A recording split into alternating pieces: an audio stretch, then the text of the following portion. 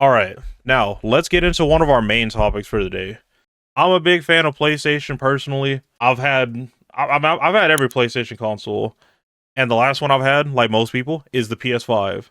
Now, well, they haven't stated anything, but a recent analyst reported and suggested that Sony may push the launch of the PlayStation 6 beyond 2028, shifting to a focus on lengthening the PlayStation 5's life cycle. Now, I saw this article this morning and I was really excited to talk about this because there's been a lot of people who have been saying that, we don't really need a PlayStation 6. And they're absolutely correct because we don't really need one. While some people have like a time dysmorphia issue to where they're like, the PlayStation 5 just came out. I have some bad news for you. It didn't. It's been almost 6 years. It's been 5 full years that has been out because it came out during 2020. And while it might feel like 2020 was like a couple months ago, it was actually 6 years ago. So, with that horrifying fact in front of us, the PlayStation 5 has been out for 6 years now. This is its 6th year. And honestly, a lot of people are like, there's no need. And I agree, there is not really a need for a PlayStation 6. It doesn't really even feel like we've gotten that many games on the PS5. So, here's like the proof. PlayStation 5 was released on November 12th, 2020. I was one of the people who got a scalped one because I really wanted one, and you couldn't buy one because of the scalpers and so forth, if you remember this. Now, for the most part, I wanted to go through to like talk about, the 5 years that it's been out and all the games that we gotten for it, and why it kind of feels a little bit like, a dissatisfactory year for it, and why they're probably extending it from that. So, here is an article that I found about the PS5 exclusives and all of the games released for that. So, let's get into it. Let's talk about it. So, Astrobot won Game of the Year 2024, so on and so forth. An exclusive, pretty good game if you like platformers, especially if you like Mario. And yeah. Astro's Playroom was I believe this was the demo that launched with the PS5. Now the main problem area is up here. All of this going on up there's here Markiplier is again. what's causing me the most. Markiplier, you gotta stop blaming me for your issues, bro. You gotta stop blaming me. Don't shoot the messenger. I just work here. I'm the news anchor, alright? Then we have Code Violet. What the fuck? I don't know what this is. I don't think this is out. I'm about to look this up, low-key. Not my fault. What is a Code Violet? Does this exist? January 10th. What? So this game came out, and see, this is what I'm talking about. If this game came out, if you bought this game, see, this is what I'm talking about. So, we have a lot of games that are like okay or subpar that came out on the PS5. The PS5 has a lot of failures, a lot of misses. Concord being one of them, if you know what Concord is. If you don't know what Concord is, I'm happy for your ignorance, right? But if you do know what it is, I'm very sorry for your loss of knowledge, because what the fuck. Death Stranding 2 on the Beach is a really good game. I'm a big fan of Norman Reedus because I've been getting into The Walking Dead. Absolutely love Daryl. Let's be real. He's the true GOAT. It's his show, bro. They just don't know it yet. But anyway, Death Stranding 2 on the Beach, Demon Souls remake. Remember that came out back in the day. Destruction All Stars. Oh, come on. Final Fantasy VII Remake Intergrade. Good game. Super good game. God bless Norman Reedus. Real shit, bro. God bless it. But not even Norman Reedus can save the milquetoast games that the PS5 has been getting over the past 6 years, bro. He's one of the good ones. He is one of the good ones. Then we got Final Fantasy VII Rebirth. Final Fantasy 16 was super good. You can play this game on PC now, so it's not an exclusive anymore. It did launch with the did it launch with it?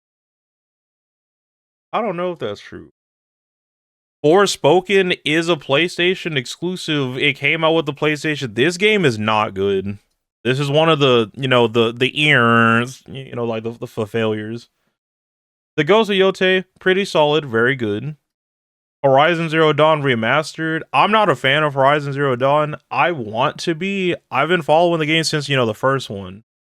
On the PS4, but I just, for the life of me, I can't get into the game because even though the combat and the world is like really cool to explore and shit like that, the game kind of boring because I require my protagonist to be more engaging, interactive usually, especially with story. And in Horizon Zero Dawn, everyone treats her like a fucking outcast because she ain't got no mom, and it's really weird, and she talks to herself a lot, and it's just personal gripes with myself.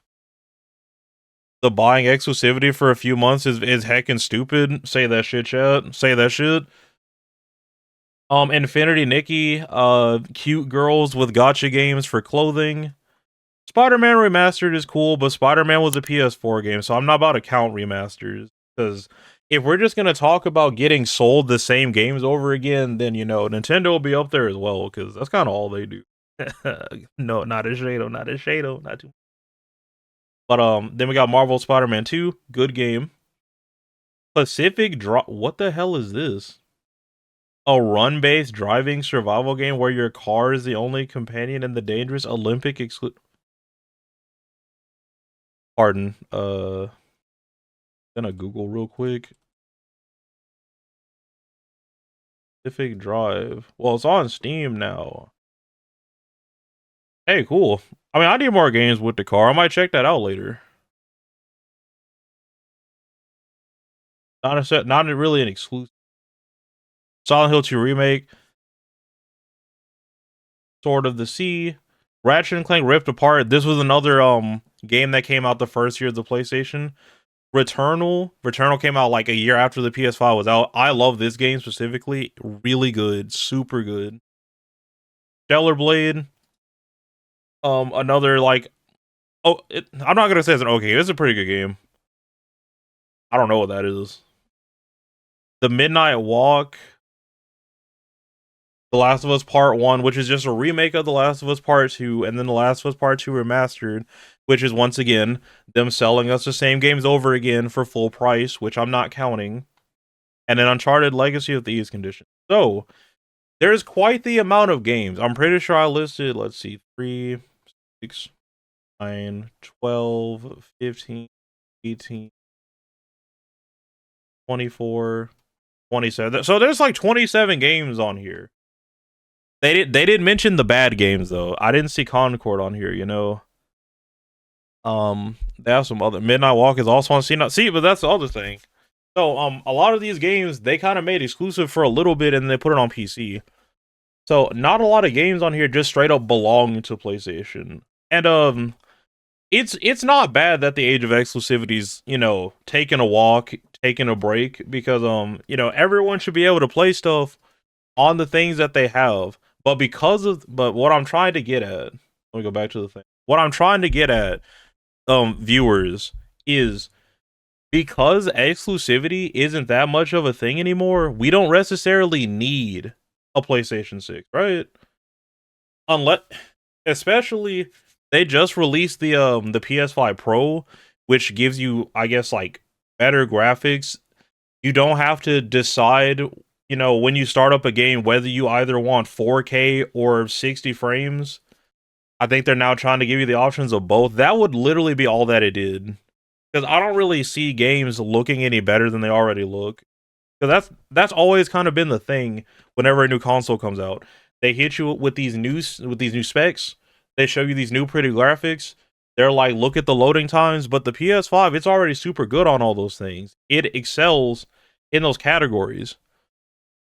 It's the only thing would be, they need, I don't want to say better, they have good games. It's just now because everything's super high quality, high fidelity, high money, high budget, everything takes fucking forever to come out now.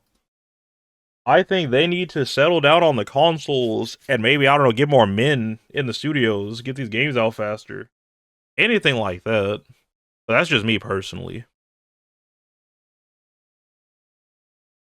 So I want to see what some of the people think about this. Some people say, Sony does waiting for the GTA 6 so they can launch the PlayStation 6. If devs give it time, a longer PS5 era is fine by me. I am also fine with more PS5. I don't necessarily want a PlayStation 6 because let's be so fucking for real. I barely use my PS5 as it is.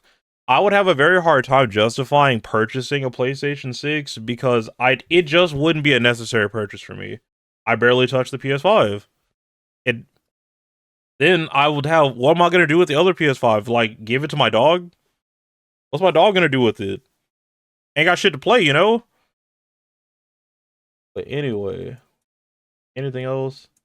Locks in extra years of console profits. No rush, absolutely. No, that's basically just like what I'm getting at. There's not really a rush. But what do you think? Do you think that we need a PlayStation 6 really? Would you like a PlayStation 6? Let me know in the comments what you think. We don't need a new console gen for at least a decade. I could say so. What I would say for a decade console release is 10 years of console would be good, definitely. It would definitely make a lot more sense, and it would give you a lot more preparation instead of them just kind of being like, surprise, new console, buy, spend, Because I believe with the Nintendo Switch, I think they had an 8-year life cycle for the Nintendo Switch 1 before they released the Switch 2. But that was a much needed release because of, once again, there's just better specs in the Nintendo Switch 2. And that's I mean that's the main thing, basically, just to be able to play your games looking better. If it already looks good, like the PlayStation 5 does, not necessarily a need. But yeah, that's gonna be it for this